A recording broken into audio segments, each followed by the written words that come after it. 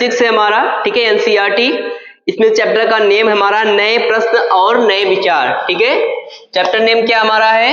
नए प्रश्न और नए विचार, नए विचार, ये हमारा क्या है? चैप्टर नेम है। कंप्लीट चैप्टर को हम क्या करेंगे? फिगर से समझने का प्रयास करेंगे और हम कोशिश करेंगे कंप्लीट चैप्टर को याद कर लें। ओके, तो जैसे इसमें हम क्या क्या पढ़ेंगे, नए प्रश्न और नए विचार में क्या क्या पढ़ेंगे, तो सबसे पहले इसमें हम पढ़ेंगे बौद्ध धर्म के विषय में। क्या पढ़ेंगे? बौद्ध धर्म के विषय में पढ़ेंगे, ठीक है। और यही हमारा क्या होगा? इस चैप्टर का सबसे बड़ा टॉपिक होगा, ठीक है, क्योंकि बौद्ध धर्म के विषय में जब पढ़ेंगे, ठीक है, तो बौद्ध धर्म के इंट्रोडक्शन, यानी इनका जन्म कब और कहां पर हुआ था, ज्ञान की प्राप्ति कब हुई, ठीक है, ये तमाम चीजें, हम पहला उपदेश कहां पर दिए थे, ठीक है, ये तमाम चीजें हम इंट्रोडक्शन में पढ़ लेंगे। उसके बाद क्या पढ़ेंगे? संघ के विषय में, ठीक है। संघ आपका जैन धर्म में भी होता है और बौद्ध धर्म में भी होता है, ठीक है। तो इस यहां पर क्या करेंगे? संघ के विषय में इसी में पढ़ लेंगे हम, ठीक है। और क्या पढ़ेंगे? बौद्ध धर्म के विषय में पढ़ेंगे, संघ के विषय में पढ़ेंगे, साथ ही साथ क्या पढ़ेंगे? विहार क्या होता है, विहार, इसके विषय में समझेंगे, ठीक है। साथ ही साथ और क्या पढ़ेंगे? तो बौद्ध धर्म में जो बौद्ध धर्म का प्रचार प्रसार हुआ है, ठीक है, तो बौद्ध धर्म के यहाँ लिख लेते हैं क्या? प्रचार प्रसार, या दूसरे देश में धर्म का प्रसार कैसे हुआ। ओके, तो यहाँ लिखेंगे बौद्ध धर्म का प्रसार कैसे हुआ, ठीक है। इसके विषय में पढ़ेंगे किस किस देश में बौद्ध धर्म का प्रसार हुआ है। ओके, और क्या पढ़ेंगे इसमें? इसमें पढ़ेंगे जो अलग अलग चीनी यात्री आए थे उनके विषय में पढ़ेंगे, ठीक है। साथ ही साथ क्या पढ़ेंगे? बौद्ध आश्रम के विषय में, बौद्ध आश्रम। इतना मेन पॉइंट है जो हमारा हमने क्या करा है? कवर किया इसमें, ठीक है। कंप्लीट बौद्ध धर्म को पढ़ेंगे। बौद्ध धर्म पढ़ते समय हम आगे के चैप्टर से भी क्या है चीजों को लिया है, जैसे बौद्ध धर्म का प्रसार के विषय में, ठीक है, और कुछ जो चीनी यात्री आए थे भारत में, ये दूसरे चैप्टर से मैंने इसी चैप्टर में मर्ज कर दिया। ओके, इससे चीजें समाप्त हो जाए। बौद्ध धर्म के बाद जो पढ़ेंगे, हम पढ़ेंगे जैन धर्म। क्या पढ़ेंगे? जैन धर्म। इसी प्रकार से जैन धर्म का प्रचार प्रसार कैसे हुआ, जन्म कहां पर हुआ, महावीर स्वामी इसके क्या है? वास्तविक संस्थापक माने जाते हैं, तो इसके विषय में हम पढ़ेंगे। साथ ही साथ लास्ट में क्या पढ़ेंगे? एक छोटा टॉपिक हो जाएगा आपका, उपनिषद क्या है, ठीक है, उपनिषद के विषय में पढ़ेंगे, जिसमें भारतीय दर्शन, भारतीय 6 दर्शन यानी 6 दर्शन के बारे में बताया गया है। इसके विषय में हम क्या करेंगे? पढ़ेंगे, ठीक है। तो ये हमारा क्या हो गया? टॉपिक हो गया। ओके, नए प्रश्न और नए विचार, ये चैप्टर का नेम है, ठीक है, नए प्रश्न नए विचार। अब देखो इसमें हम बौद्ध धर्म पढ़ेंगे, जैन धर्म पढ़ेंगे, उपनिषद के विषय में पढ़ेंगे, ठीक है। एनसीईआरटी के अकॉर्डिंग एक एक लाइन को हम पढ़ेंगे और जो महत्वपूर्ण चीजें उसको हम क्या करेंगे? बोर्ड पर लिख लेंगे। बताओ, स्पष्ट है? ठीक है, इसको लिख लीजिए। सबसे पहले हम क्या करेंगे? एनसीईआरटी के अकॉर्डिंग एक एक वर्ड को पढ़ेंगे। ओके, दिया इसमें बौद्ध धर्म के संस्थापक सिद्धार्थ थे। बौद्ध धर्म के संस्थापक कौन थे? सिद्धार्थ थे, जिन्हें गौतम के नाम से भी जाना जाता है। उनका जन्म लगभग 2500 वर्ष पूर्व हुआ था। तो गौतम बुद्ध का जन्म कब बताया गया है? 2500 वर्ष पूर्व, ठीक है। जैसे हम बात करेंगे, अभी हमारा क्या चल रहा है बताओ? सन 2023 चल रहा है ना, बोलो। अब यहां से अगर 2000 साल पीछे आएंगे तो 2000 तो ये हो गया, ठीक है, 2500 वर्ष पूर्व हुआ था। 500 और पीछे जाएंगे तो यहां पर, ठीक है, 500 BC इसको लिखेंगे, 563 BC। इसका मतलब ईसा मसीह के जन्म से 563 वर्ष पूर्व, ठीक है, इसको क्या लिखते हैं? ईसवी या ईसा पूर्व लिखते हैं ना, बोलो। ईसा पूर्व किसका जन्म हुआ था? गौतम बुद्ध का, ठीक है, यानी सिद्धार्थ का जन्म हुआ था, ठीक है। किसका जन्म हुआ था? सिद्धार्थ का। यहां पर 0 माना जाता है जब किसका जन्म हुआ था? लॉर्ड, हाँ, लॉर्ड क्राइस्ट का जन्म हुआ था, यानी ईसा मसीह का जन्म हुआ था। उससे 2000 वर्ष बीत चुका है, उसके 500 वर्ष पूर्व किसका जन्म हुआ था? गौतम बुद्ध का, ठीक है। यहां तक बताओ, स्पष्ट है? अब इसके बाद आगे क्या बताया गया है? यह वह समय था जब लोगों के जीवन में तेजी से परिवर्तन हो रहे थे।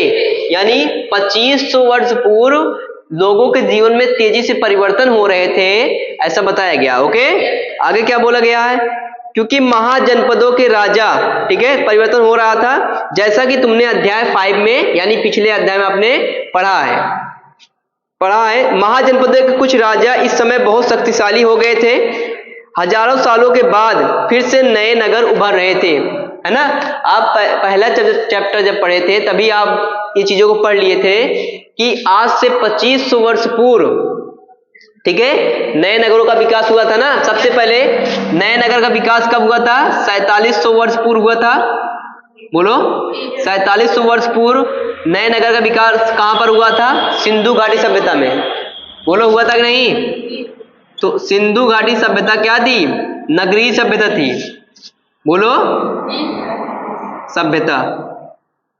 सिंधु घाटी सभ्यता क्या थी? नगरीय सभ्यता थी, जिसका विकास 4700 वर्ष पूर्व हुआ था।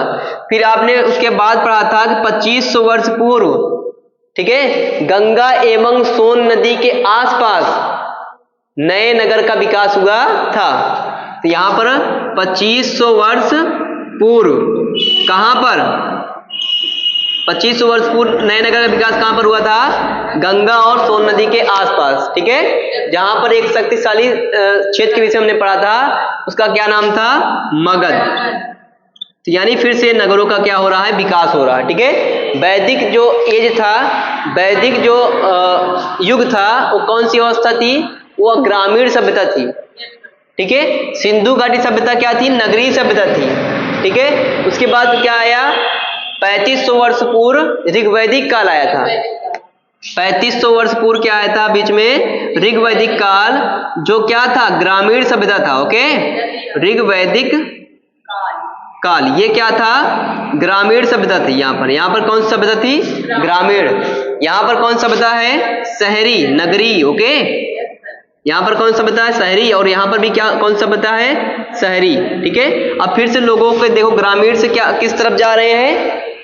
शहरों की तरफ नगरों का विकास हो रहा है, ऐसा बोला गया। ओके, यहाँ तक बताओ, स्पष्ट है? आगे बोला गया है, गांव के जीवन में भी बदलाव आ रहा था। बहुत से विचारक इस परिवर्तन को समझने का प्रयास कर रहे थे। वे जीवन के सच्चे अर्थ को भी जानना चाहते थे, ठीक है। जीवन के सच्चे अर्थ को जानने का चाहने का मतलब ये है, क्योंकि उस समय उत्तर वैदिक काल में क्या हुआ था कि पहले आपने पढ़ा था वैदिक काल में कि जो कर्म के आधार पर चीजें बटी हुई थी। जो भी व्यक्ति जो कार्य करेगा, अगर कोई पढ़ लिख रहा है तो उसको क्या कहेंगे? ब्राह्मण। जो पढ़ लिख नहीं रहा है, जो राजा के यानी सैन्य क्षेत्र में कार्य करेगा, उसे क्या कहेंगे? क्षत्रिय। लेकिन उत्तर वैदिक काल में आपने पढ़ा था कि चीजें धीरे धीरे क्या हो गई कि जो राजा है वही राजा बनेगा, ठीक है। जो पुरोहित है उसके पुत्र पुरोहित बनेंगे, जो व्यापार कर रहे हैं वो व्यापार करेंगे, ठीक है। तो यहाँ पर बोला गया ये चीजें, ओके, कि इस प्रकार की जो समस्या उत्पन्न होने लगी कि दूसरा कुछ कार्य दूसरा व्यक्ति नहीं कर सकता था, तो इस समस्या को समाधान करने के लिए नए नए विचार उत्पन्न हुए, ठीक है। ठीक है, यस सर। अब ये हमारा इंट्रोडक्शन था। इसके बाद बोला गया है बुद्ध के विषय में बताया गया है। बुद्ध क्षत्रिय थे तथा शाक्य नामक एक छोटे से गढ़ से संबंधित थे। युवावस्था में ही ज्ञान की खोज में उन्होंने घर के सुखों को छोड़ दिया, ठीक है। अनेक वर्षों तक भ्रमण करते रहे तथा अन्य विचारकों से मिलकर चर्चा करते रहे। अंततः ज्ञान प्राप्ति के लिए उन्होंने स्वयं ही रास्ता ढूंढने का निश्चय किया, ठीक है। जिसके बाद उन्होंने क्या करा? अपना घर छोड़ दिया, ठीक है। अब हम पढ़ेंगे महात्मा बुद्ध के विषय में, इंट्रोडक्शन पढ़ेंगे, यानी उनका जन्म से लेकर उनकी मृत्यु तक चीजों को पढ़ लेंगे, जो महत्वपूर्ण चीजें। ओके, ठीक है। देखो हम क्या पढ़ेंगे? गौतम बुद्ध के विषय में इंट्रोडक्शन से पढ़ेंगे, ठीक है। तो सबसे पहले जो गौतम बुद्ध थे, ठीक है, वो एक क्षत्रिय थे। क्षत्रिय का मतलब ये थे राजा के परिवार से बिलोंग करते थे, ठीक है। तो आप यहाँ समझेंगे, ये कोई राजा है, ठीक है, एक कोई क्या है? राजा है, ठीक है। एक कोई क्या है? राजा है, जिसका नाम क्या है? शुद्धोधन, ठीक है। ऐसे आपका एनसीईआरटी में लिखा है शुद्धोधन, ओके, शुद्धोधन लिखा है। तो शुद्धोधन एक जो राजा है, ठीक है, 21 वंश के राजा हैं, तो इसको भी लिख लेंगे इक्ष्वाकु, ठीक है, इक्ष्वाकु, ठीक है। इक्ष्वाकु। इक्ष्वाकु वंश के क्या थे? राजा थे कौन? शुद्धोधन। ठीक है। और एक क्या है? रानी है। ठीक है। और रानी किस वंश की है? कोली वंश की। ठीक है। और इस रानी का क्या नाम है? बोलो। महामाया नाम है। ठीक है। इसको हम कुछ ऐसे बना लेते हैं। ठीक है। ठीक है। ये क्या मान लेते हैं? कोई रानी। ओके। ये रानी है और रानी का नाम क्या है? महामाया। महामाया। ठीक है। ये क्या है? रानी है। ठीक है। और ये किस वंश की है रानी? बताओ। कोली वंश। तो ये जो पॉइंट मैं लिख रहा हूं ये आपका इंपॉर्टेंट हो जाता है। ठीक है। क्योंकि एनसीईआरटी में दिया गया है। ठीक है। तो शुद्धोधन जो एक राजा थे और कोली वंश की एक महारानी या रानी थी, क्या नाम था उनका? महामाया। इन दोनों से एक पुत्र होता है जिनका नाम क्या है? सिद्धार्थ। एक पुत्र जन्म लेता है जिसका नाम क्या है? सिद्धार्थ। ओके। सिद्धार्थ का जन्म होता है और सिद्धार्थ का जन्म कब होता है? बताओ। 563 बीसी में। बीसी का मतलब है ईसा मसीह के जन्म से पूर्व। ईसा मसीह के जन्म से 563 वर्ष पूर्व किसका जन्म हुआ था? सिद्धार्थ नामक व्यक्ति का। ठीक है। या बच्चे का जन्म हुआ। ठीक है। और कहां पर हुआ था? कपिलवस्तु लुम्बिनी, नेपाल में। ओके। यह भी स्थान लिख लेंगे। कहां पर जन्म हुआ था? कपिलवस्तु। कपिलवस्तु लुम्बिनी। और लुम्बिनी कहां पर है? नेपाल में। ठीक है। किसका जन्म हो गया? सिद्धार्थ का। ठीक है। अब इनके जन्म के कुछ बाद जो है शुद्धोधन के घर में क्या था? एक संत आया था। उन्होंने क्या बताया कि यह जो सिद्धार्थ है यह बहुत बड़ा क्या बनेगा? संत बनेगा या बहुत बड़ा सम्राट बनेगा। ठीक है। तो सम्राट तो नाम सुनकर खुश हो गए। ठीक है। सम्राट बन जाएगा। ठीक है। संत बन जाएगा तो ये क्या हुआ? शुद्धोधन को अच्छा नहीं लगा। संत नहीं बनाना चाहते थे, है ना।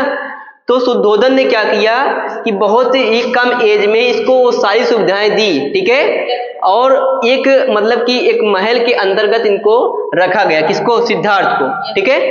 तो सिद्धार्थ को एक महल के दायरे में रखा गया। मलते महल है। इस महल में इनको हर प्रकार की सुविधा दी गई क्योंकि राजा थे, है ना। तो इनको तैराकी की व्यवस्था कराई गई यहीं पर। ठीक है।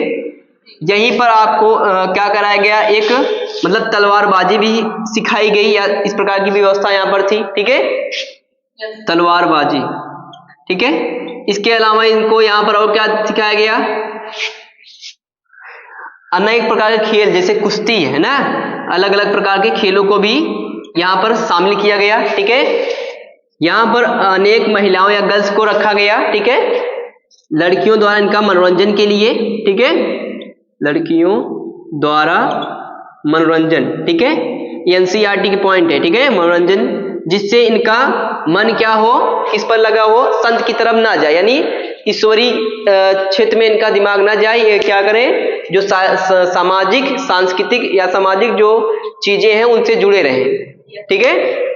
और यहाँ पर देखो लड़कियों द्वारा मनोरंजन। ठीक है। और क्या है? डांस या नृत्य। ठीक है। नृत्य की व्यवस्था कराएगी एक रूम में। ठीक है। एक महल में ये तमाम व्यवस्था करा दी गई। किसके द्वारा? किसके लिए? सिद्धार्थ के लिए। ये इनको कि दुख का भी आभास ना हो। किसको?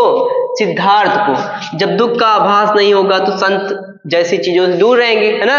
हमेशा सुखी रहेंगे तो संत बनने के लिए से दूर रहेंगे। संत का मतलब बहुत कठिन परिश्रम। ठीक है। इतनी सारी सुविधाएं दी गई।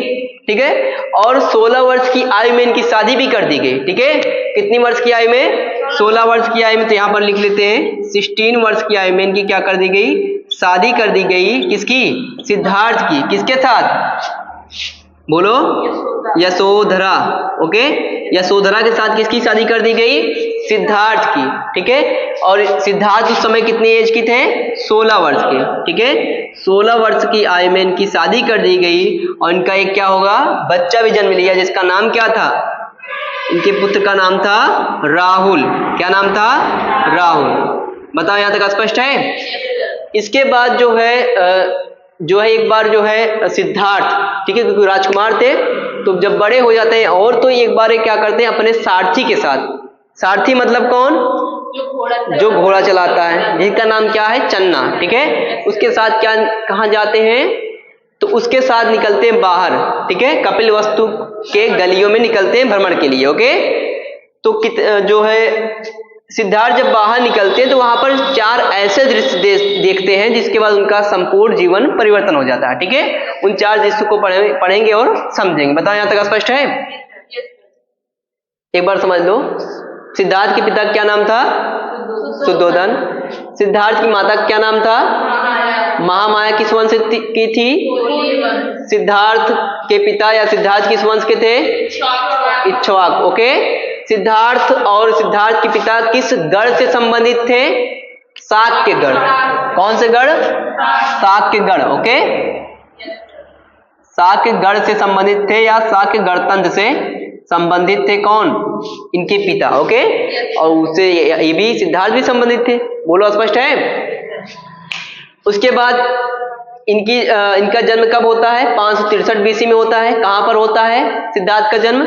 कपिल वस्तु में। ठीक है, लुम्बिनी में जो नेपाल में है। ठीक है, तो इनकी जब भविष्यवाणी की गई संत के द्वारा तो इनके पिता ने एक महल के अंदर इनको सारी सुविधाएं दी जिससे ये संत की यानी कठोर चीजों से दूर रहे और इनको सहजता से यानी दुख का सामना कहीं ना करना पड़े। ठीक है, इसके बाद जो इनकी शादी हुई थी किससे? यशोधरा से हुई थी। मात्र 16 वर्ष की आयु में इनकी शादी हो जाती है और एक पुत्र जन्म लेता है। कौन? राहुल। ठीक है, एक बार जब वो बाहर निकलते हैं, ठीक है, कौन? सिद्धार्थ। ठीक है, तो जब बाहर निकलते हैं सिद्धार्थ तो क्या देखते हैं? 4 ऐसे दृश्य देखते हैं जिसके बाद उनका संपूर्ण जीवन परिवर्तित हो जाता है। बताओ स्पष्ट है? तो उन चीजों को हम लिखेंगे। इसको इरेज कर दें। एक बार जब सिद्धार्थ बाहर निकलते हैं, ठीक है, किसके साथ है? किसके सारथी? सारथी क्या नाम था? सारथी क्या नाम था? चन्ना। ठीक है, तो सारथी के साथ जब बाहर निकलते हैं, सारथी क्या नाम था? चन्ना। ठीक है, तो चन्ना के साथ जब एक बार बाहर निकलते हैं कौन? गौतम बुद्ध बाद में बनते हैं। उनका नाम पहले क्या होता है? सिद्धार्थ। ठीक है, सिद्धार्थ जब बाहर निकलते हैं चन्ना के साथ, ठीक है, तो चन्ना कौन था? इनका सारथी था। सारथी का मतलब मित्र होता है या इनका जो रथ चलाता है उसी क्या बोलते हैं? सारथी। ठीक है, तो चन्ना ने ये 4 दृश्य को देखते हैं और चन्ना से पूछते हैं ये लोग कौन है। ठीक है, तो 4 वही दृश्य इनके जीवन में बड़ा परिवर्तन करता है। तो 4 दृश्य क्या थे? पहला क्या है? दूसरा क्या है? पहला था कि एक क्या देखते हैं? बूढ़े आदमी को, वृद्ध आदमी को देखते हैं, है ना। सबसे पहले सिद्धार्थ क्या देखते हैं? एक वृद्ध आदमी को देखते हैं या बूढ़े आदमी को देखते हैं। ओके, तो बूढ़े आदमी जब देखते हैं सिद्धार्थ, ठीक है, तो चन्ना से पूछते हैं ये कौन है। ठीक है, क्योंकि उनकी एज कितनी है? बहुत युवा अवस्था में है। ठीक है, वो किसी ऐसे बूढ़े आदमी को नहीं देखे थे इसके पहले तक। ओके, एक रूम में एक महल में रहते थे, है ना। तो इन्होंने देखा बूढ़े आदमी, क्या उसका स्किन क्या है? पूरा एक एकत्रित हो चुका है ना, इतना बूढ़ा है कि चल नहीं पा रहा, बोल नहीं पा रहा। ये कौन है इंसान? ठीक है, ये व्यक्ति कौन है? तो उन्होंने बताया कि ये क्या है? बूढ़ा है। ठीक है, ये बूढ़ा आदमी है। तो उन्होंने बोला क्या मैं भी ऐसे हो जाऊंगा कभी? तो उन्होंने बताया कि हाँ आप भी ऐसे होंगे। ठीक है, तो उनको लगा कि अच्छा मेरी भी ये स्थिति आएगी, मैं भी क्या हो जाऊंगा? बूढ़ा होऊंगा। ठीक है, तो किसको देखा? पहले बूढ़े आदमी को देखा, उसके बाद देखा एक बीमार आदमी को। क्या देखा? बीमार आदमी को। बीमार आदमी बीमार से बहुत ज्यादा परेशान था और दर्द से समझिए रो रहा था। ठीक है, और पूछा कि ये कौन आदमी है? ठीक है, और इसका प्रतिक्रिया इस प्रकार से क्यों है? ठीक है, तो चन्ना ने बताया ये क्या है? बीमार आदमी है। हर इंसान को कुछ न कुछ कभी न कभी बीमारी हो सकती है, तय नहीं कि इसको कौन सी बीमारी हो या कब हो जाए। ठीक है, तो ये क्या हो गया? दूसरा पॉइंट बीमार आदमी देखा। तीसरा पॉइंट क्या देखा उन्होंने? एक मृत आदमी देखा। ठीक है, मृत आदमी को देखा यानी जो जिंदा नहीं था। ओके, तो इससे पूछा इसको इस प्रकार से क्यों ले जा रहे हैं? उसको पूछा कि ये आदमी को इस प्रकार से क्यों ले जा रहे हैं? तो उन्होंने बताया कि ये आदमी मर चुका है, इसको ले जाने कहां पर? दफनाने के लिए या जलाने के लिए। ओके, और एक दिन हर इंसान के जीवन में ये मौत का मजा चखना है। कहने का मतलब उस प्रकार से अपनी भाषा में बताया। ठीक है, कि हर इंसान को एक बार क्या है? मरना तय है। ओके, किसने बताया? चन्ना ने बताया। किसको बताया? सिद्धार्थ को। ओके, चौथा दृश्य क्या था? चौथा दृश्य उन्होंने क्या देखा था? एक तो उन्होंने बूढ़े आदमी को देखा, एक बीमार आदमी देखा, एक मृत आदमी देखा। यहाँ पर बड़ी समस्याएं देखने को मिली। चौथा आदमी जो था बहुत सन्यासी था, संत था। ओके, अब इस संत को देखते हैं तो इसके चेहरे पर एक अच्छी चमक रहती है, इसकी आंखों में मतलब एक तेज दिखता है, ठीक है, माथे में एक अच्छी चमक दिखती है। तो बोलता है ये इंसान कौन है, ये तो मतलब किसी प्रकार से टेंशन इसकी, मतलब किसी प्रकार से इसको चिंतित नहीं है ना, कोई परेशानी नहीं दिख रही है ना, एक अलग सी ज्वाला इसकी यानी अलग सी चमक दिख रही है इसकी आंखों में। ऐसा इंसान ये कौन है? तो उन्होंने बताया ये संत है। चंदन ने क्या बताया? ये संत है, ये दुनिया की तमाम चीजों से दूर हो चुका है, ये केवल अपने आप से और ईश्वर की खोज में या सत्य के मार्ग में क्या हो गया है, बाहर निकल चुका है, ठीक है। इस समाज से और लोगों से अपना नाता तोड़ चुका है। बताओ स्पष्ट है? ये कौन सा इंसान है? सन्यासी है। स्पष्ट है? तो गौतम बुद्ध को सिद्धार्थ को भी लगता है कि ऐसा मैं भी करूंगा, मैं भी क्या करूंगा, सत्य की मार्ग की खोज करूंगा, ठीक है। आखिर सत्य है क्या, लोग क्यों बीमार हो रहे हैं या बीमारी का कारण क्या है, लोग दुखी क्यों हैं, लोग की मृत्यु होती है तो इसमें सत्य क्या है ना। सन्यासी इतना निश्चिंत क्यों है, ठीक है। इस चीजों की खोज के लिए जो सिद्धार्थ है, कौन है? सिद्धार्थ है, ये घर का त्याग कर देते हैं। क्या करते हैं? घर का त्याग। कितनी एज में करते हैं? तो घर का त्याग करते हैं 29 वर्ष की आयु में, ठीक है। सिद्धार्थ घर का त्याग कितनी आयु में करते हैं? 29 वर्ष की आयु में करते हैं, ठीक है।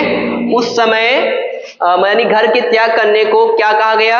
महाभिनिष्क्रमण। ओके, महाभिनिष्क्रमण कहा गया। यानी सिद्धार्थ ने जब घर का त्याग किया उसको क्या बोला गया? महाभिनिष्क्रमण। ओके, कितनी आयु में घर का त्याग किया? 29 वर्ष की आयु में, ठीक है। उस समय उनकी एक पत्नी और पुत्र का नाम क्या था? राहुल, ठीक है। 29 वर्ष की आयु में उन्होंने घर का त्याग किया, ठीक है, और कहाँ निकल गए? ज्ञान की खोज में, ठीक है। कहाँ निकल गए? ज्ञान की खोज में निकल गए। और कितनी वर्ष की आयु में इनको ज्ञान की प्राप्ति हुई? ज्ञान की प्राप्ति इनको कितनी वर्ष की आयु में हुई? 35 वर्ष की, है ना। 35 वर्ष की आयु में इनको ज्ञान की प्राप्ति होती है। यहां लिखते हैं ज्ञान की प्राप्ति कितनी वर्ष में हुई? 35 वर्ष में ना। 35 वर्ष की आयु की जब ये हो गए तब इनको क्या हो गया? ज्ञान की प्राप्ति हो गई। किसको? किसको ज्ञान की प्राप्ति हो गई? सिद्धार्थ को। ओके, मान लेते हैं कौन है? सिद्धार्थ है। ओके, ये कौन है? सिद्धार्थ है। ओके, ठीक है। इनको क्या हो गया? इनको हो गया अब ज्ञान की प्राप्ति। ओके, इनको क्या हो गया? अब ज्ञान की प्राप्ति, ठीक है। रोक दो, थोड़ा हम फिगर बना लें।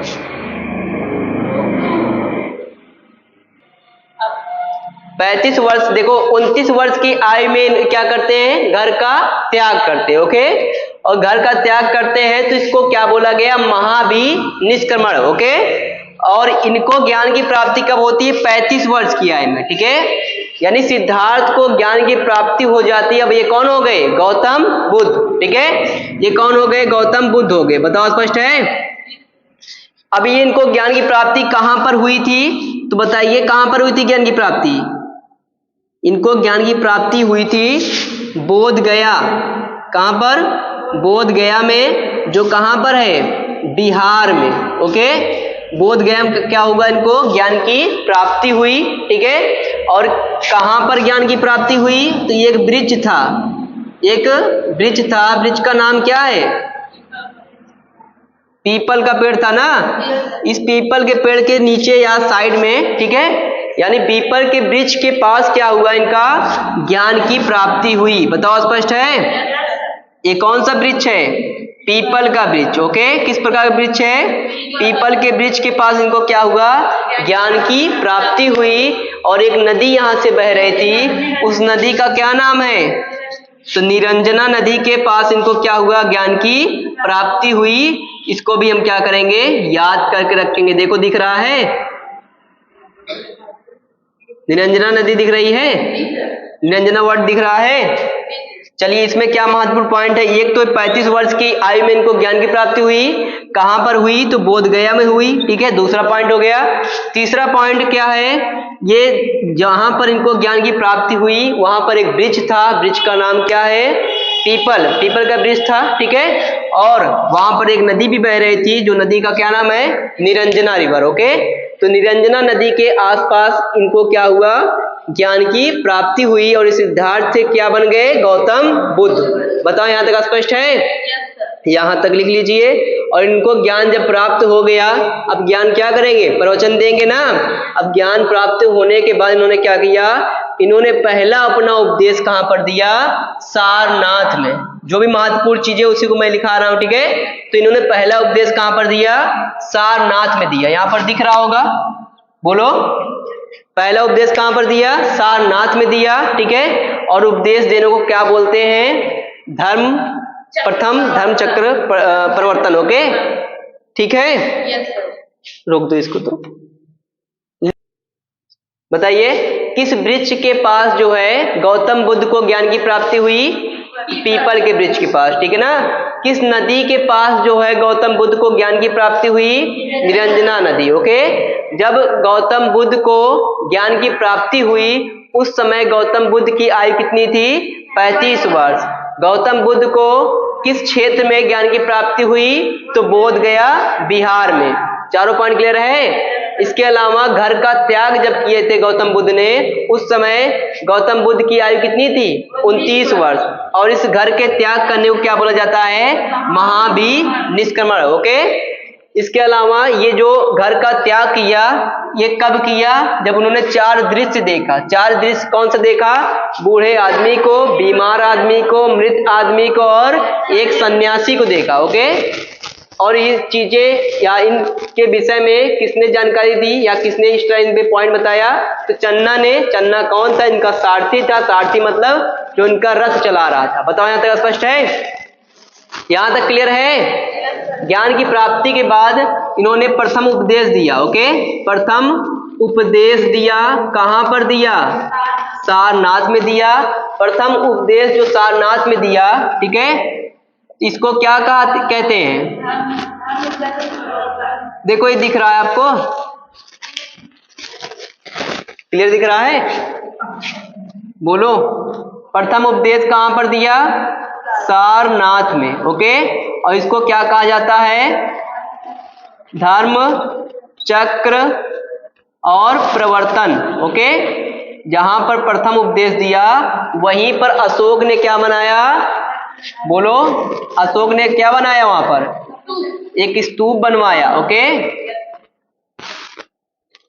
एक स्तूप बनवाया, कुछ इस प्रकार से है, जो कहां पर है, वाराणसी, है ना। वाराणसी में कहां पर है, सारनाथ। सारनाथ यहां पर लिख लेंगे, कहां पर, उत्तर प्रदेश में, ओके। सारनाथ कहां पर है, वाराणसी, उत्तर प्रदेश में, ओके। और यहां पर अशोक ने क्या बनवाया, एक स्तूप बनवाया, ओके, ठीक है। जहां पर प्रथम उपदेश दिया उसका सिंबल बनाए रखने के लिए अशोक ने क्या बनाया, एक स्तूप बनवाया, ठीक है, जिसे जो है, जो कहां पर है, सारनाथ में स्थित है, ओके। यहां तक बताओ स्पष्ट है, यहां तक चीजें क्लियर है? अभी यहां तक लिख लीजिए, उसके बाद हम और एनसीईआरटी को पढ़ते हैं। अशोक ने एक स्तूप बनवाया, और ये जो है यहाँ पर एक सिंबल के रूप में कि यहाँ ने बौद्ध ने सर्वप्रथम क्या दिया था, उपदेश दिया था, प्रथम उपदेश दिया था, ओके, ठीक है। अशोक के विषय में हम कहाँ पढ़ेंगे, नेक्स्ट चैप्टर में अशोक के विषय में हम डिटेल में पढ़ेंगे, ओके। यहाँ तक की चीजें क्लियर है? इसके बाद जो है हम क्या करते हैं, गौतम बुद्ध की डेथ कब हुई थी, उनकी डेथ करते हैं, कब हुई थी बताओ, इनकी मृत्यु कब हुई थी बताओ, 483 बीसी। बीसी का मतलब क्या है, ईसा मसीह के जन्म के पहले, ठीक है। जन्म कब हुआ था, 563। कितना वर्ष हो गया, जन्म कब, 2500 वर्ष। इनकी लाइफ कितनी टाइम थी, 563 बीसी, ठीक है। ये 563 बीसी में इनका जन्म हुआ था और 483 में इनका मृत्यु हुआ, ओके। ऐसे समझेंगे, यहाँ पर 0 जब ईसा मसीह का जन्म हुआ, ठीक है, और 2023 तो चल रहा है, ओके, वर्तमान की बात करेंगे, ओके। और बताओ जन्म कब हुआ था? 563। और मृत्यु कब हुआ? गौतम बुद्ध का, ओके। मृत्यु कब हुआ? 483। कितने टाइम तक इनका जीवन था? माइनस करेंगे मुख्य रूप से 80 वर्ष आएगा ना, बोलो 60 पीछे जाएंगे और 20 और पीछे जाएंगे, यानी 80 वर्ष का इनका क्या था? 80 या 81 वर्ष का इनका जीवन काल था। बताओ यहां तक स्पष्ट है? तो इस 80 वर्ष में इन्होंने क्या करा? एक धर्म की स्थापना करी, जबकि इनका उद्देश्य धर्म की स्थापना करना नहीं था। क्या उद्देश्य था? इनका उद्देश्य था ज्ञान की प्राप्ति करना और लोगों को सही मार्ग पर लेकर आना। बताओ यहां तक स्पष्ट है?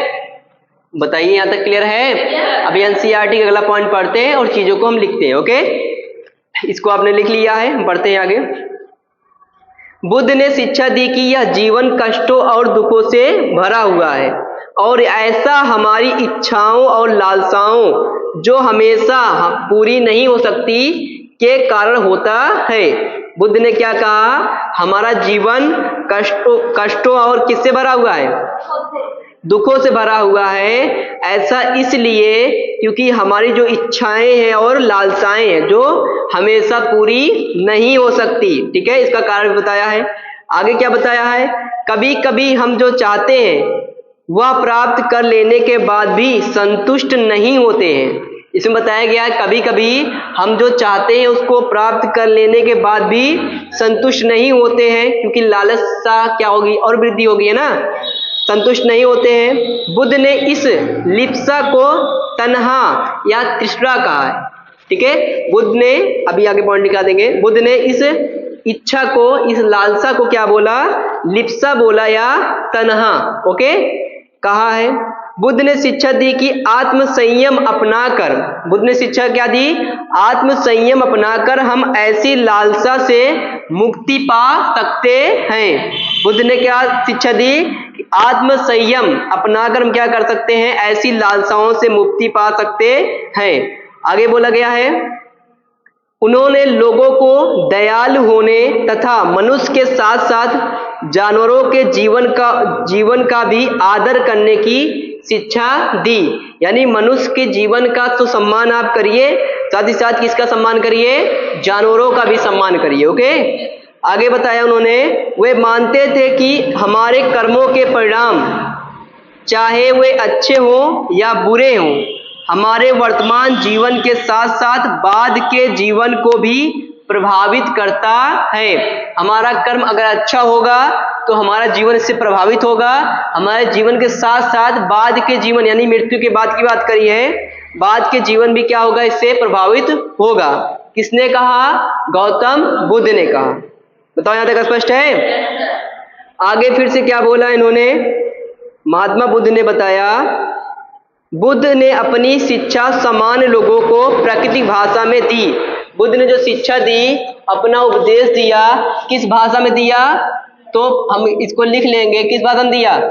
बताओ, प्राकृत भाषा में, ओके, प्रकृति भाषा, ठीक है। बुद्ध ने शिक्षा किस भाषा में दी? प्राकृत भाषा में। बताओ स्पष्ट है? इससे सामान्य लोग भी उनके संदेश को समझ सके। प्राकृतिक भाषा में दिए तो इससे क्या हुआ? सामान्य लोग भी इनके संदेश को समझ सके हैं, ओके। आगे बोला गया है, बुद्ध ने कहा कि लोग किसी शिक्षा को केवल इसलिए नहीं स्वीकार करें। बुद्ध ने क्या कहा? कि लोग कोई शिक्षा को इसलिए ना स्वीकार करें कि यह उनका उपदेश है, या उनका उपदेश है, बल्कि वे उसे अपने विवेक से मापे और देखो, है ना, और देख लो उन्होंने ऐसा किस प्रकार किया। मतलब कि उन्होंने जो भी बातें कही है उसको केवल मान मत लो, उन्होंने ऐसा क्यों किया है उसको आप रिसर्च करके समझिए, ओके। ऐसा करने का मतलब है किसका? गौतम बुद्ध का। स्वामी विवेकानंद ने भी यही कहा है कि कोई बातें इसलिए मत मान लो कि वो मैंने कहा है, मैंने ऐसा क्यों कहा है, इसको आप समझने का प्रयास करिए, ओके। यहां तक की चीजें क्लियर है? अब इसमें एक कहानी दी गई, उस कहानी को समझ लेते हैं। ठीक है, यहां तक स्पष्ट है? गौतम बुद्ध ने अपना जो उपदेश दिया, अपनी शिक्षा दी, किस भाषा में दी? प्राकृतिक भाषा में। ये महत्वपूर्ण पॉइंट है। ठीक है, इसके बाद जो है गौतम बुद्ध ने बताया क्या? 4 आर्य सत्य बताए कि हमारा दुख इस संसार में क्या है? दुख है, दुख के कारण है, दुख का निवारण है, उसके लिए 8 मार्ग बताया गया, जिसने क्या बोला गया? अष्टांगिक मार्ग। इसको आगे पढ़ेंगे, लेकिन इस कहानी को समझने के बाद। तो कहानी क्या है? किस्सा गौतमी की कहानी। किसकी कहानी है? दिख रहा ना? किस्सा गौतमी की कहानी है। कहानी हमको क्या पढ़ना है? किस्सा गौतमी की कहानी, जो गौतम बुद्ध की जीवन संबंधित है। ओके, किस्सा गौतमी की कहानी जो क्या है? गौतम बुद्ध के जीवन से संबंधित है। इसको हम पढ़ते हैं, जो एनसीईआरटी में हमको दिया गया है। यह बुद्ध के विषय में एक प्रसिद्ध कहानी है। कहानी को पढ़ते हैं। यह बुद्ध के विषय में एक प्रसिद्ध कहानी है। एक समय की बात है, किस्सा गौतमी नामक एक स्त्री का पुत्र मर गया। ठीक है, किस्सा गौतमी नामक एक स्त्री का पुत्र मर गया। इस समय से वह इतनी दुखी हुई, इस बात से वह इतनी दुखी हुई कि वह अपने बच्चों को गोद में लिए नगर के सड़कों पर घूम घूम कर लोगों से प्रार्थना करने लगी कि कोई उसके पुत्र को जीवित कर दे, कोई उसके पुत्र को जीवित कर दे। एक भला व्यक्ति उसे बुद्ध के पास ले गया। बात मत करो तुम लोग,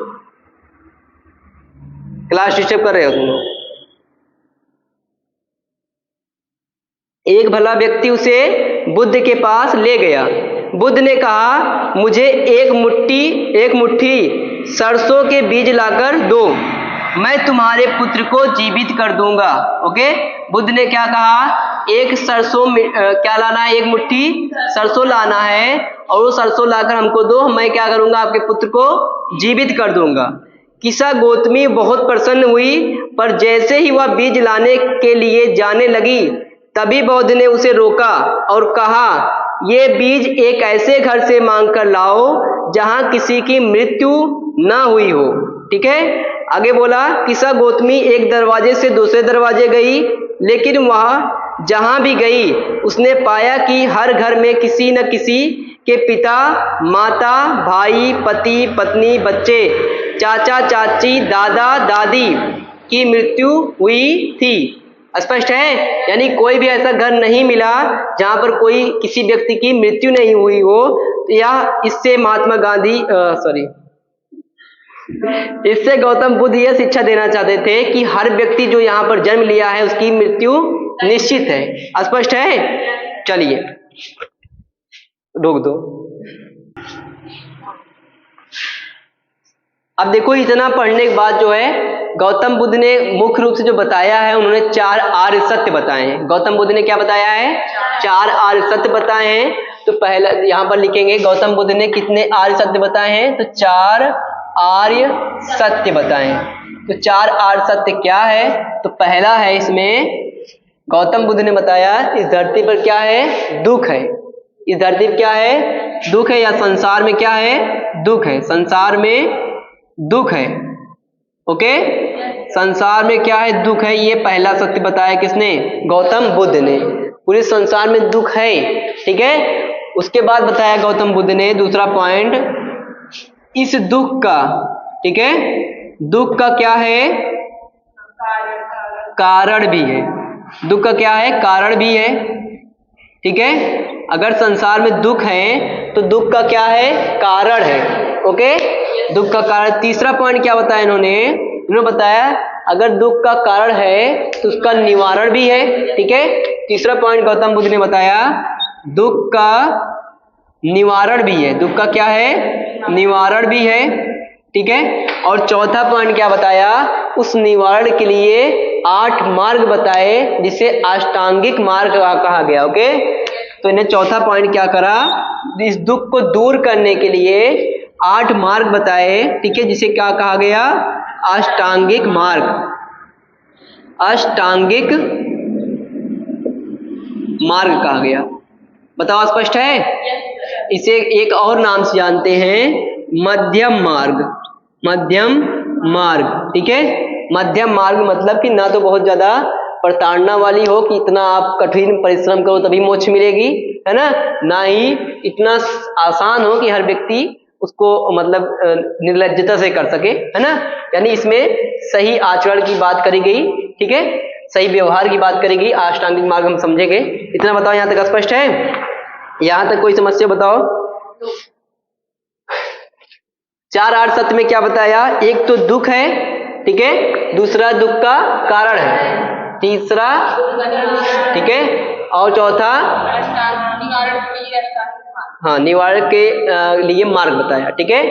तो इसको दुख, पहला पॉइंट हम इसको मानते हैं, गौतम बुद्ध ने क्या बताया? दुख बताया, ठीक है।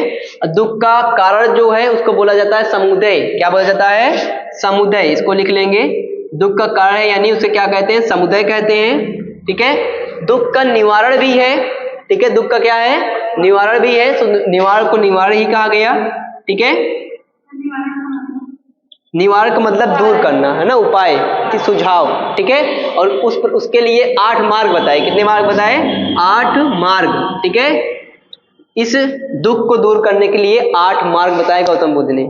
अगर दुख हो तो इस 8 मार्ग को फॉलो करो, दुख दूर हो जाएगा। ओके, हंस रहे हो? ठीक है। 8 मार्ग को क्या बोला गया? अष्टांगिक मार्ग बोला गया। ओके, यहां तक स्पष्ट है? चलिए अब 8 नाम को उनको भी लिख लेते हैं जो 8 मार्ग बताया किसने? गौतम बुद्ध ने। तो यहां पर लिखते हैं क्या? अष्टांगिक मार्ग,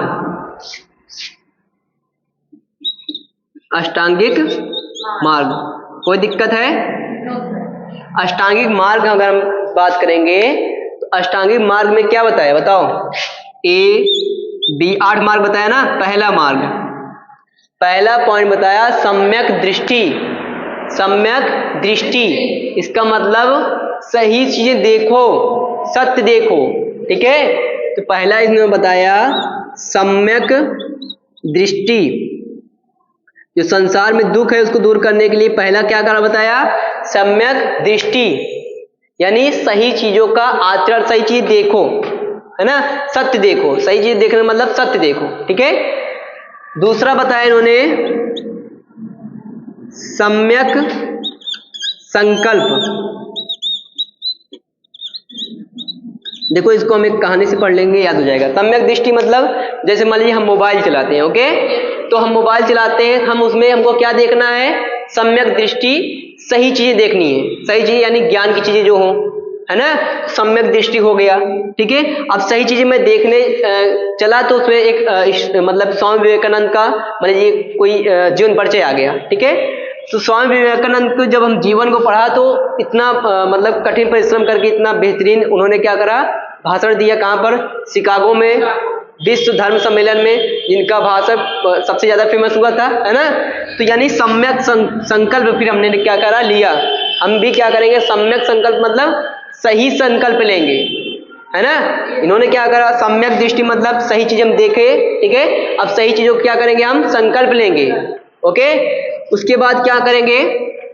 तीसरा पॉइंट, सम्यक संकल्प के बाद क्या है? सम्यक वाक, ठीक है। वाक मीन्स क्या होता है? बोलना। अब जब हम सही चीज को संकल्प लेंगे, स्वामी विवेकानंद के विषय में पढ़ेंगे तो उन्होंने देखो स्वामी विवेकानंद ने क्या करा था? सही चीजें बोली थी, तभी तो उनका नाम फेमस हुआ था, ठीक है। तो सम्यक वाक भी करेंगे। बताओ स्पष्ट है? अब सही चीजों को उन्होंने वाक किया था। 1893 में भाषण दिया था शिकागो में। किसने? स्वामी विवेकानंद, अमेरिका में, ओके। 1893 में भाषण दिया था। यानी सम्यक दृष्टि पहले हम रखेंगे, तब हम सम्यक संकल्प लेंगे, कुछ सही चीज देखेंगे तो हम भी प्रतिज्ञा करेंगे हम भी आईएएस बनना है, हमको भी, ठीक है। उसके बाद सम्यक वाक, जब सही संकल्प लेंगे, सही चीजें हम बोलेंगे, ठीक है। उसके बाद सम्यक वाक हो गया। चौथा सम्यक कर्म। सम्यक कर्म चौथा जो होगा आपका सम्यक कर्म होगा। यानी उन्होंने क्या करा? सही चीजें बोली, ठीक है। कहां पर? शिकागो में। उसके बाद जब इंडिया आए तो 1897 में रामकृष्ण मिशन की स्थापना करी 1897 में। ओके, तो इससे ये फायदा हमको समझ में आता है कि जब हम सही चीज बोले तो हमारी बातें जब सही है, सभी लोग पसंद कर रहे हैं, सत्य है, तो इसके आगे बढ़ाने के लिए हम सही कार्य करें। एक प्रकार के रामकृष्ण मिशन की उसने क्या करा 1897 में स्वामी विवेकानंद ने क्या करा, रामकृष्ण मिशन की स्थापना कर दी। ओके, सम्यक कर्म हो गया। अब सही सम्यक कर्म हो गया तो क्या हो गया, सम्यक जीवनी। सम्यक जीवनी समझ में आ रहा है बात नहीं, यानी वो अपने जीवन यापन करने के लिए सही व्यापार कर रहे हैं, ठीक है, सही कार्य कर रहे हैं अपने बिजनेस। मान लीजिए जैसे कोई व्यक्ति बिजनेस कर रहा है, व्यापार कर रहा है, तो कोई ऐसा व्यापार नहीं करना चाहिए जिससे दूसरे को नुकसान या हानिकारक हो दूसरे के लिए। ओके, ठीक है, ऐसा बहुत सी इंडस्ट्री है जिससे चल रही तो पोल्यूशन बढ़ रहा नहीं, समाज के लिए, देश के लिए, इस पृथ्वी के लिए खतरा है। तो हमको ऐसा कोई व्यापार नहीं करना चाहिए अपने जीवनी के लिए जिससे दूसरों को नुकसान पहुंचे। मतलब स्पष्ट है। तो ये 5.5 जो अष्टांगिक मार्ग के पॉइंट है, आपको क्लियर है। पहले हम क्या करेंगे, सही चीजों का देखेंगे, सत्य देखेंगे। सम्यक दृष्टि, हमको स्वामी विवेकानंद दिख गए मोबाइल में। ओके, हमने क्या किया, सम्यक संकल्प लिया उनकी तरह। ओके, उनसे सीखा कि सम्यक संकल्प लिया और सही चीजों को बोलना सीखा। जैसे स्वामी विवेकानंद ने भाषण दिया था कब, 1893 में, कहां पर, शिकागो में। ठीक है, जब सही चीजों को बोला सभी लोग उनको चीजों को एक्सेप्ट किए, तो उन सही चीजों को आगे बढ़ाने के लिए 1897 में रामकृष्ण मिशन की स्थापना किसने की, स्वामी विवेकानंद ने। सम्यक चीज बोली, उसके बाद सम्यक कर्म करें। बताओ स्पष्ट है। उसके बाद 5वां पॉइंट, सम्यक कर्म के साथ साथ उनकी जीवनी भी क्या है, सही है। सम्यक जीवनी का हमको करना चाहिए। ओके, सम्यक जीवनी का मतलब ये है हमको कोई भी ऐसा कार्य नहीं करना चाहिए जिससे दूसरे को नुकसान हो अपने जीवन यापन के लिए। ओके, यहां तक स्पष्ट है। सम्यक वाक का मतलब मुझे ऐसा कोई भी शब्द नहीं बोलना चाहिए जिससे किसी दूसरे को तकलीफ हो, परेशानी हो। बताओ स्पष्ट है। ये हो गया हमारा 5.6 लिखते हैं यहां पर। ठीक है, अब देखो सम्यक स्मृति, 6वां पॉइंट क्या होगा, सम्यक स्मृति। इसको अलग से याद कर लेंगे। सम्यक स्मृति यानी सही चीजों को हमको क्या करना है, याद करना है। सही चीजों को याद करना है मतलब सही से याद करना है, मतलब जैसे हम कुछ पढ़ते हैं तो हमारे दिमाग में कुछ कंफ्यूजन रह जाता है, हम उसको छोड़ देते, मेहनत नहीं करते हैं और हमको जाता है भूल, है ना। जैसे बीमारी है, थोड़ा सा अगर है बढ़ जाएगी, वैसे अगर आपने बहुत मेहनत किया, कुछ याद किया और थोड़ा सा कंफ्यूजन है, उसको क्लियर नहीं किया तो आप कंप्लीट भूल जाएंगे। ठीक है, तो हमको क्लियर रखना है माइंड में, सम्यक स्मृति रखनी है, सही स्मृति रखनी है। ओके, क्लियर हमको होना चाहिए हर काम में कि जो भी हम याद करें वो सही है। ज्ञान प्राप्ति के लिए ध्यान केंद्रित करना, हाँ, ध्यान केंद्रित करना, ज्ञान प्राप्ति के लिए फोकस्ड रहना। ओके, कंफ्यूजन ना रहे जिससे। सम्यक दृष्टि हो गया ना, बोलो कितना पॉइंट हुआ, 6। लास्ट है आपका सम्यक प्रयास, 7वां सम्यक प्रयास, और 8वां आपका है सम्यक समाधि। ठीक है, सही चीजों का स्मृति करेंगे, है ना, सही चीजों का प्रयास भी हमको करना है। सम्यक प्रयास, सम्यक प्रयास, अति स्पष्ट है। यानी हमको प्रयास, सम्यक मतलब सही करना है, सही चीजों पर प्रयास करना है और बार बार प्रयास करते रहना जब तक हमको सफलता ना मिल जाए। ठीक है, सम्यक प्रयास का मतलब ऐसा नहीं हम कोई चीज कर रहे हैं, कोई तैयारी कर रहे हैं, एक बार किए फेल हो गए तो छोड़ दिया, तो सम्यक प्रयास नहीं है। सम्यक प्रयास ये है कि कोई भी हम चीज, कुछ भी हम तैयारी कर रहे हैं तो तब तक करते जाएंगे जब तक उसमें हमको सफलता ना मिले, और सही तरीके से प्रयास करेंगे। सम्यक स्मृति हो गया, सम्यक प्रयास हो गया, और 8वां आपका है सम्यक समाधि। ओके, सम्यक समाधि का मतलब हमको क्या होना है, निर्वाण के लिए, है ना, निर्वाण की प्राप्ति के लिए, यानी मोक्ष की प्राप्ति के लिए ये तमाम चीजें सही तरीके से करनी है। ठीक है, यानी हमको क्या हो जाएगा, निर्वाण की प्राप्ति हो जाएगी। सम्यक की समाधि का मतलब बताओ स्पष्ट है। यहां तक कोई दिक्कत हो बताओ। हाँ, सम्यक समाधि का मतलब निर्वाण की प्राप्ति का मतलब ज्ञान की प्राप्ति, है ना, मोक्ष की प्राप्ति, यानी अहंकार को नष्ट कर देना है हमको। अहंकार क्या करना है, त्याग देना है। सम्यक समाधि का मतलब अहंकार क्या करना है, त्याग देना है। ओके, अहंकार हमको नहीं करना है, तभी तो लगेगा कि सही निर्वाण हमारा हुआ है, सही ज्ञान हमको प्राप्ति हुई है। बोलो। सम्यक दृष्टि मतलब सही चीजों को देखना है। सम्यक संकल्प मतलब क्या, सही संकल्प लेंगे। ठीक है, सही संकल्प मतलब हमारा जो भी एग्जाम है उसके लिए संकल्प लेना है। ठीक है, सम्यक वाक, सही चीजों को संकल्प लिया, सही चीजें हमको बोलना भी है। ऐसा नहीं है कि हम किसी को अपनी बातों से नुकसान पहुंचाएं। सम्यक वाक, ठीक है, स्वामी विवेकानंद के रूप में याद रखें, याद रहेगा। हमने देखा स्वामी विवेकानंद को मोबाइल में। ठीक है, सम्यक दृष्टि, सम्यक संकल्प, उनकी तरह हम बनने का क्या किया, संकल्प लिया। उनकी तरह भाषण उन्होंने दिया था 1893 में, उनकी तरह स्पीच दिया शिकागो में। ठीक है, उसके बाद वहां से जब लौट कर आए सही कार्य के लिए 1897 रामकृष्ण मिशन की स्थापना करी अपनी बातों को फैलाने के लिए। अब उनकी जीवने भी सही है, किसी को हानिकारक चीजें नहीं कर रहे हैं, किसी को नुकसान नहीं पहुंचा रहे हैं। ये 5 पॉइंट हो गया। सम्यक स्मृति का मतलब सही तरीके से हमको कोई भी चीजें याद करके रखना है, क्लियर रखना है माइंड में। ओके, और सम्यक प्रयास मतलब बार बार प्रयास करते रहना जब तक हमको सफलता ना मिल जाए। ठीक है, यही तो सम्यक प्रयास हुआ। ठीक है, और लास्ट है हमारा सम्यक समाधि, जिसमें निर्वाण की प्राप्ति होगी और अहंकार को हम क्या कर देंगे, त्याग कर देंगे। इतनी चीजें अगर हम लोग कर लेंगे, क्या होगा, हमारे माइंड से या दिमाग से या शरीर से दुख दूर हो जाएगा। किसने कहा, गौतम बुद्ध ने। ओके, बताओ स्पष्ट है, यहां तक की चीजें क्लियर है, रोक दीजिए।